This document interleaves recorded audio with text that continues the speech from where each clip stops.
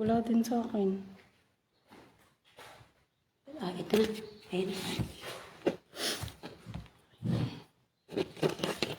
Isang mapagpalang umaga po sa buhay ng bawat isa.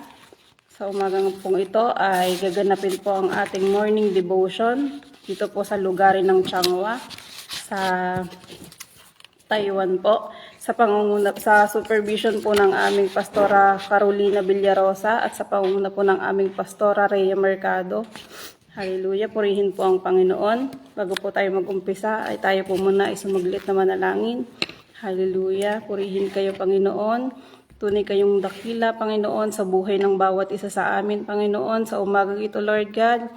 Hallelujah, patuloy naming dalangin Panginoon ang pagsama ng inyong banal na Espiritu Panginoon sa aming gawain sa umagang ito, Panginoon. Hallelujah, patuloy niyo, Panginoon, na ipakilala ang inyong sarili sa buhay ng bawat isang makikinig, Panginoon, ng live devotion na ito, Panginoon, sa umagang ito. At ganoon din, Lord God, sa mga makikinig pa, Panginoon. Hallelujah. Patuloy kayo, Panginoon, ng maitaas namin, Panginoon, sa umagang ito, Panginoon. Kayo, Lord God, ang patuloy na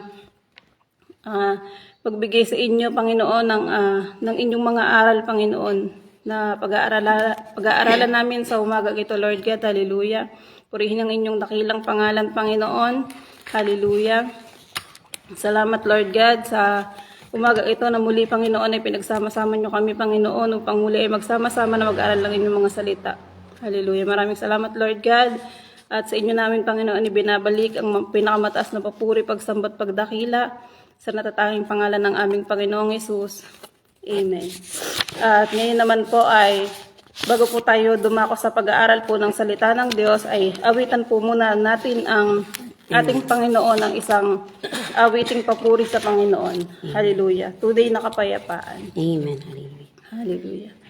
Panatag ang aking isipan, pagsubok man ay dumating, ang Diyos ang gumagabay sa isip ko't damdamin. Ang kanyang mga kamay aking gabay at patnubay, tanging sa piling niya lubos ang ligaya. Ano mang kalagayan, isipin o problema, ilapit sa Kanya, tiyak ang tugon niya. Sa piling ng Panginoon, wala nang pag-aalala, at hindi na ako muling mangangamba. Ang tunay na kapayapaan ay sa Diyos ko lang nakamtan. Hallelujah. Simula po sa umpisa mga kapatid. Panatagang aking isipan, pagsubok man ay dumating, ang Diyos ang gumagabay sa isip ko't damdamin. Ang kanyang mga kamay aking gabay at patnubay, tanging sa piling niya lubos ang ligaya. Anumang kalagayan, isipin o problema, ilapit sa Kanya, tiyak ang tugon niya. Sa piling ng Panginoon, wala nang pag-aalala, at hindi na ako muling mangangamba. Ang tunay na kapayapaan sa Diyos ko lang nakamtan ang tunay na kapayapaan. Sa Diyos ko lang nakamtan. Hallelujah. Hallelujah. Purihin po ang Panginoon. At ngayon naman po ay dadako na po tayo sa pag-aaral ng salita ng Diyos sa umagang ito. At tinatawag ko na po ang ating kapatid na si Sister Aida Salison.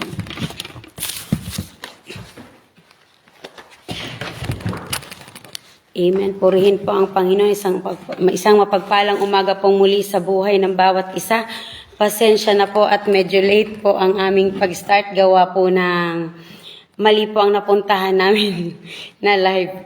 Talaga po at salamat sa Panginoon at patuloy na pagsama at paggabay ng Banal na Espiritu sa ating buhay. At sa umagang ito, bago po tayo dumako sa pag-aaral ng salita ng Diyos, tayo po muna ay umuko at manalangin.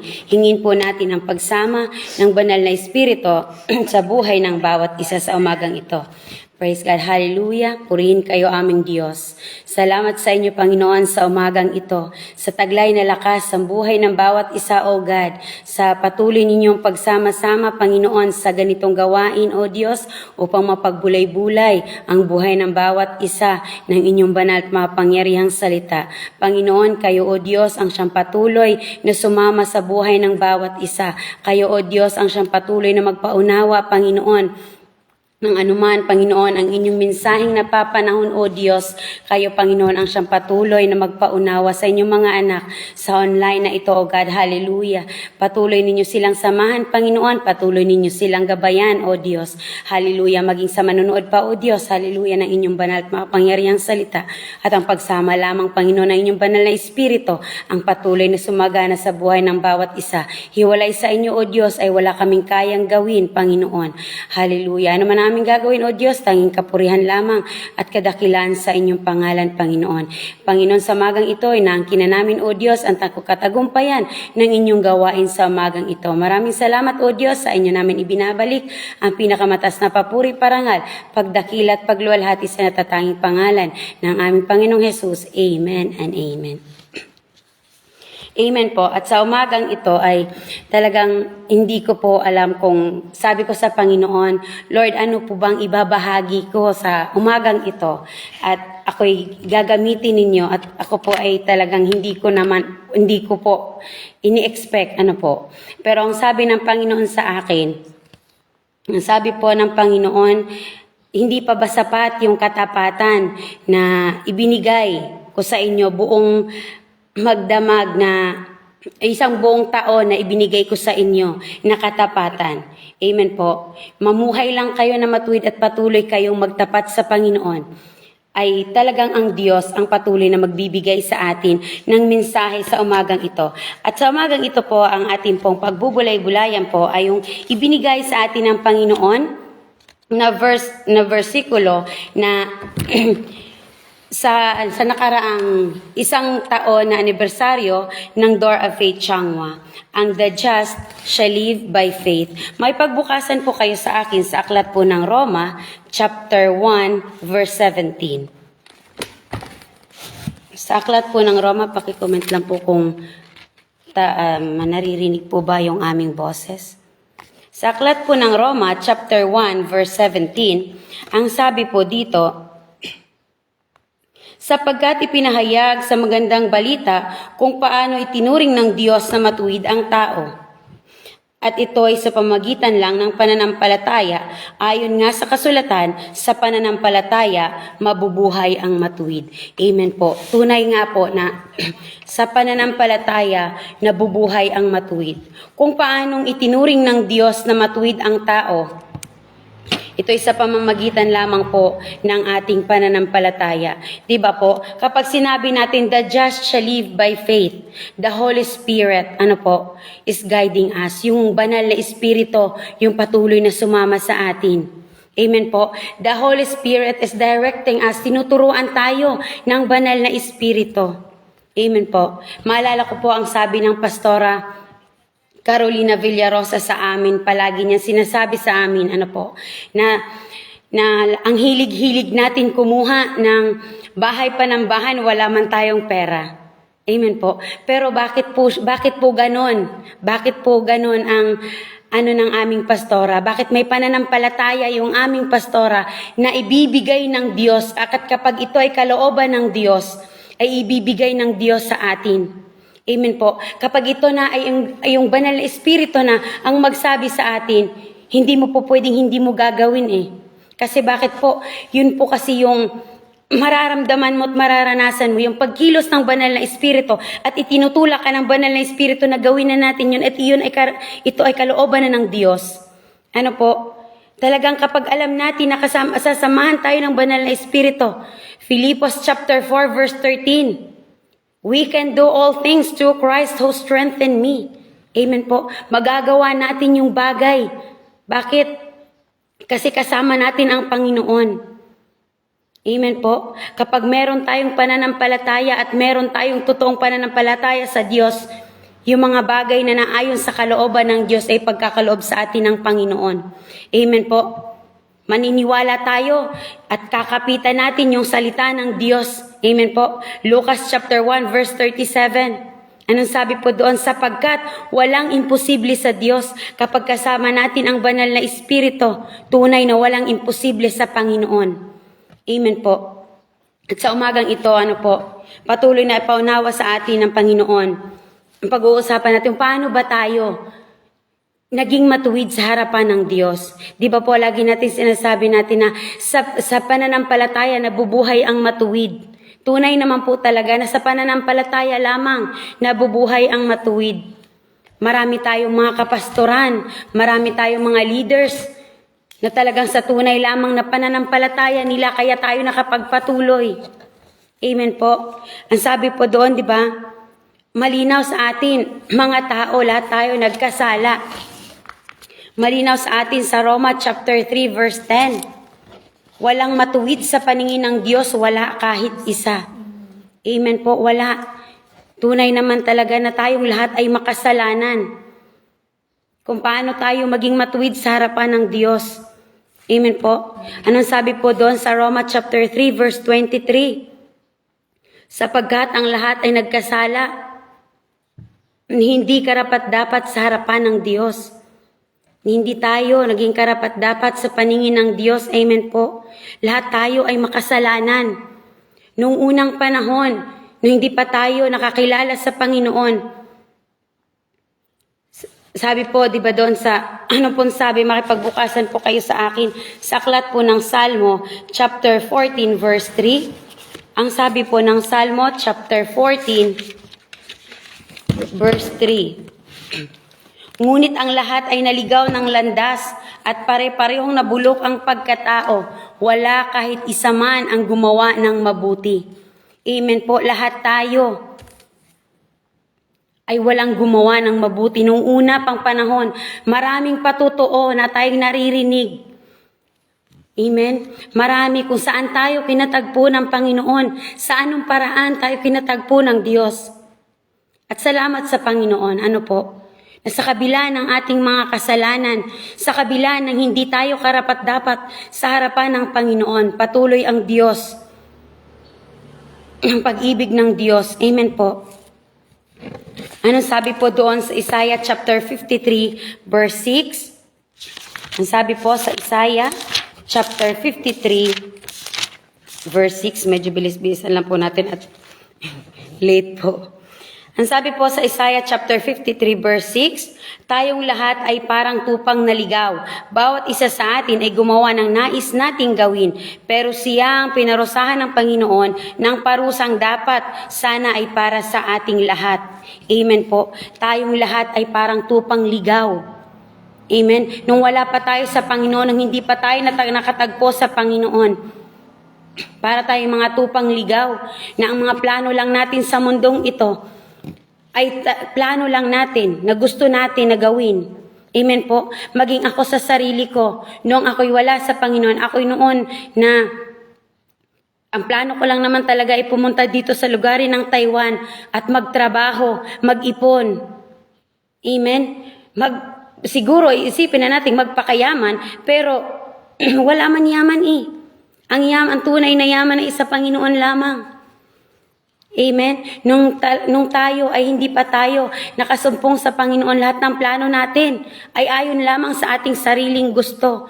Ayon lamang sa ating sariling kagustuhan. Hiwalay sa Panginoon. Amen po? Pero salamat sa Diyos at sa dakilang pag-ibig ng Diyos sa atin. Amen po? Tunay na tayong lahat ay mahal ng Diyos. Nasabi po, di ba sa Roma chapter 5 verse 8, na kahit nung tayo makasalanan pa, amen, kahit nung tayo makasalanan pa, ay namatay ang Diyos para sa atin. Amen po. Malinaw doon sa Isaiah chapter 53 verse 6, inako ng Diyos ang mga parusa na para dapat ay para sa ating lahat. Ang Panginoong Hesus ay nabayubay sa krus ng Kalbaryo para sa atin, para sa ating mga kasalanan. Amen po. Ngunit may dakilang pag-ibig ang Diyos para sa ating lahat. Mga kapatid, lagi nating isipin kung paano, bakit ba, sino tayo, bakit tayo mahalaga sa harapan ng Diyos? Bakit tayo ganong kahalaga sa Panginoon? Na sa kabila ng ating mga kasalanan, ibinigay ng Diyos Ama ang kanyang anak para sa atin. Amen po. At ipinakita ng Diyos ang Panginoong Hesus, ang kanyang dakilang pag-ibig sa atin nung siya'y namatay sa ating kasalanan. Siya ipinako sa krus ng Kalbaryo para sa ating mga kasalanan. Amen po. At ano po sabi doon sa Roma chapter 3 verse 24? Basahin po natin dito sa Roma chapter 3 verse 24. Ngunit dahil sa biyaya ng Diyos sa atin, itinuring niya tayong matuwid sa pamamagitan ni Kristo Jesus na siyang tumubos sa atin. Ito ay regalo ng Diyos. Amen po. Dahil sa biyaya lamang ng Panginoon, itinuring tayong matuwid sa pamamagitan ni Kristo Jesus. Amen po. Itinuring tayong matuwid ng Panginoon. Ang Panginoon ay nabayubay sa krus ng Kalbaryo para sa atin. Ganyan tayo kamahal ng Diyos. Ganyan tayo na-amaze ako sa Panginoon. Ano po? Bakit? Kasi tayong lahat naman talaga, kahit man tayo ay sa araw-araw na tayo nagkakasala sa Panginoon. Ang Panginoon ay handa na talagang ang open arms lagi ang Diyos para sa atin. Ano po, at pinatunayan ito ng Panginoon nung siya'y ipinako sa krus ng Kalbaryo. Ano po, talagang mabuti ang Diyos sa ating buhay. Tapat ang Diyos na ating pinaglilingkuran. Amen po. Sa pamamagitan ni Kristo Jesus, amen po, itinuring niya tayong matuwid. Ang sabi po, di ba doon sa Colossus chapter 3, verse 1 and 2? Sabi po sa Colossus chapter 3 verse 1 and 2, binuhay kayong muli kasama si Kristo, kaya sikapin ninyong makamtan ang mga bagay na nasa langit kung saan naroon si Kristo na nakaupo sa kanan ng Diyos. Doon ninyo ituon ang isip ninyo at hindi sa mga makamundong bagay. Amen, maliwanag na kapag tayo ay itinuring na tayong matuwid ng Diyos, binuhay na tayong muli, nakasama si Kristo. Amen po. Mamuhay na tayo, nakasama ang Panginoon at ang mga isipin, ang anumang nakikita natin sa mundong ito ay panandalian lamang. Amen po. Doon natin ituon ang ating kaisipan sa Panginoon, sa makalangit na bagay. Alam natin na tayong lahat, nung tayo lumapit sa Diyos, pinatawad na tayo ng Panginoon mula sa ating mga pagkakasala. Binuhay na tayong muli kasama si Kristo. Kaya bilang mga lingkod ng Diyos at bilang mga tinawag ng Panginoon, sikapin nating makamtan ang mga bagay na nasa langit. Ituon natin yung ating isipan sa Panginoon. Amen? 2 Corinthians chapter 5 verse 7. Mamuhay tayo sa pananampalataya at hindi ayon sa mga bagay na nakikita. Amen po. Mamuhay tayo sa pananampalataya dun sa mga bagay na hindi natin nakikita. Sapagkat doon, sabi doon sa Hebreo chapter 11, basahin po natin sa Hebreo chapter 11 verse 1. Ang sabi po sa Hebreo chapter 11 verse 1, ang pananampalataya ay ang katiyakan na matatanggap natin ang mga bagay na inaasahan natin, at ito ay ang pagiging sigurado sa mga bagay na hindi natin nakikita. Amen. Kapag tayo daw ay mamuhay ng may pananampalataya, yun ang pagiging sigurado natin na may katugunan ang Diyos. Amen po. Sa lahat ng bagay, kapag tayo itinuon natin ang ating paningin sa makalangit na bagay, sa kalangitan, sa Panginoong Hesus, anumang pagsubok. Amen. Anong inawit natin kanina? Panatag ang aking isipan. Amen po. Panatag ang ating isipan kapag kasama natin ang Panginoon. Kapag meron tayong totoong pananampalataya sa Diyos, ay tunay. Masasabi natin, the just shall live by faith talaga. Ang matuwid ay mamumuhay sa pananampalataya. Sa pananampalataya, mabubuhay ang matuwid. Amen po. Anong sabi po dito sa unang Korinto chapter 4 verse 18? Buksan po natin ang ating mga Biblia sa ikalawang Korinto chapter 4 verse 18. Ang sabi po dito, kaya hindi namin pinahalaga ng mga bagay na nakikita sa mundong ito, kundi ang mga bagay na hindi nakikita, sapagkat ang mga bagay na nakikita ay panandalian lamang, pero ang mga bagay na hindi nakikita ay walang hanggan. Amen po, maliwanag na sinasabi sa salita ng Diyos na ang mga bagay na nakikita ay panandalian lamang. Anumang meron tayo sa mundong ito, iiwanan natin to pagdating ng panahon. Amen? Kaya lagi kong naaalala at laging paalala sa amin ng aming mga kapastoran. Ingatan ninyo ang inyong puso. Bakit? Sa puso natin nakatingin ang Panginoon, hindi sa meron tayo. Ang parangal sa mundong ito kung anong meron tayo. Amen? Purihin po ang Panginoon. Ano po? Nawala po yung connection. Saglit lang po. Ayun po. Praise God. At yun po. Balik po tayo. Yung mga bagay lamang daw po. Mga bagay na nakikita sa mundong ito. Ano po? Yung mga anong meron tayo. Nag-impok tayo ng yaman. Yung mga hindi nakikita natin sa mundong ito.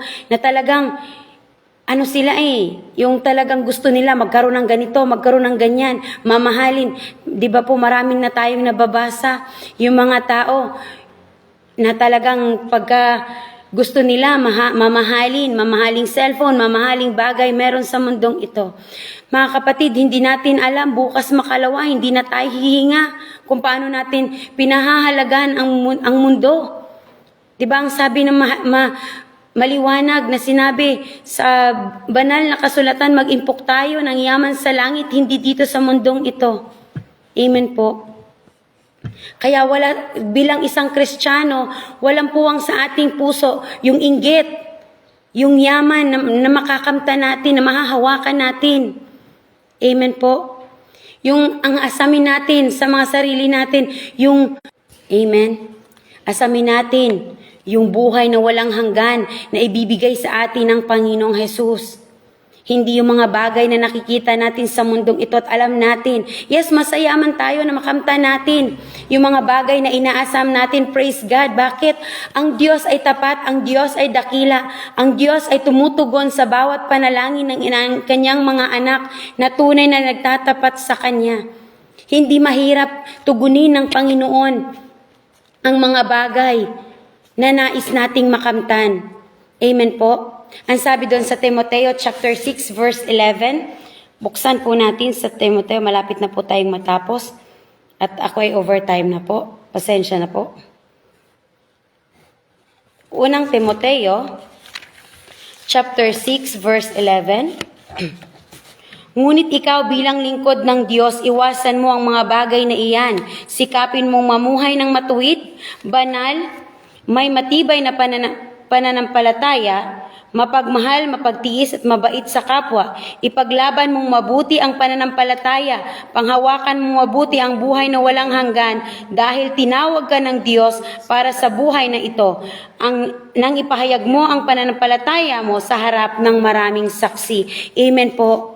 Tinawag tayong mga lingkod ng Diyos, sikapin nating mamuhay ng matuwid, banal at kalugod-lugod sa harapan ng Panginoon. Panghawakan nating mabuti yung buhay na walang hanggan na makamtan natin sa langit na bayan. Amen po. Patuloy tayo na yung puso natin, patuloy nating i-align sa Panginoon. Amen po. Paano ba natin mapanatili yung pananampalataya natin sa Diyos? Mga kapatid, ibinigay na sa atin ng Panginoon yung kanyang salita. Through His Word, focused lang tayo doon sa ipinapagawa sa atin ng Panginoon. Stay connected to God. Amen? Sa bawat panalangin natin, doon ilalapit natin palagi ang ating sarili sa Panginoon. Amen po. Sa bawat panalangin. Diba sabi nga nila, a prayer of a righteous man is a powerful and effective. Amen po. So effective kapag tayo ay mamuhay ng matuwid sa harapan ng Diyos, mamuhay ng may pananampalataya, tuong pananampalataya sa Panginoon. Hindi imposibleng tutugunin ng Diyos ang bawat panalangin natin. Hindi yung may narinig ako na yung talagang yung pag nananalangin, iiyak ng marami sa Panginoon, pero mamaya babalik na naman sa dating ginagawa. Mga kapatid, kung paano tayo umiyak sa Panginoon, iwanan na natin kung ano yung buhay na ginawa natin noon. Amen? At sabi po dito po tayo sa last verse, Ang sabi po sa John chapter 15 verse 16, hindi kayo ang pumili sa akin, ako ang pumili sa inyo, para humayo kayo at mamunga ng bungang mananatili. Nang sa ganon, anuman ang hilingin ninyo sa Ama sa pangalan ko, ay ibibigay niya. Amen po. Ang Diyos ang pumili sa atin. Hindi, kaya nga nung sinabi ng pastora sa akin, Pastora, bakit ako? Ang sabi ng pastora, kailanman ang Panginoon na hindi nagkakamali. Amen. Kaya tayo, wag nating isipin na, ay bakit siya? Dapat ako. Amen. Huwag natin yung puso natin, i-align natin sa Panginoon. Ang sabi nga, 'di ba, ang Panginoon ay nagbibigay sa atin, ibinibigay sa atin ng Panginoon. Yung kapanahunan mo'y kapanahunan mo na. Amen po. May tamang kapanahunan ang lahat ng bagay.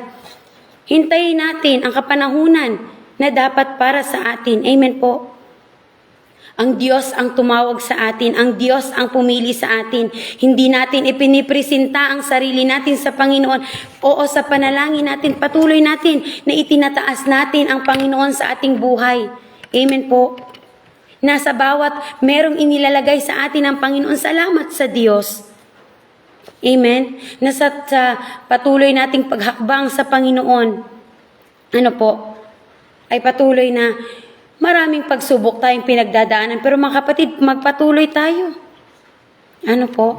Talagang patuloy tayong tumawag sa Panginoon sa pamamagitan ng ating panalangin. Amen po. Kung paano itinuring tayong matuwid ng Diyos sa pamamagitan ng Panginoong Hesus, mamuhay tayo ng may totoong pananampalataya sa Panginoon.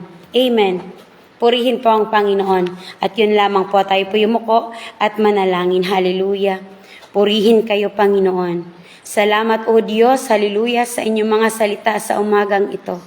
Lord God, salamat, O Diyos, sa inyong pagsama, Panginoon, sa umagang ito. Lord, patuloy kong itinataas sa inyo, Panginoon, ang online na ito, O God, sa mga nakikinig, O Diyos, hallelujah.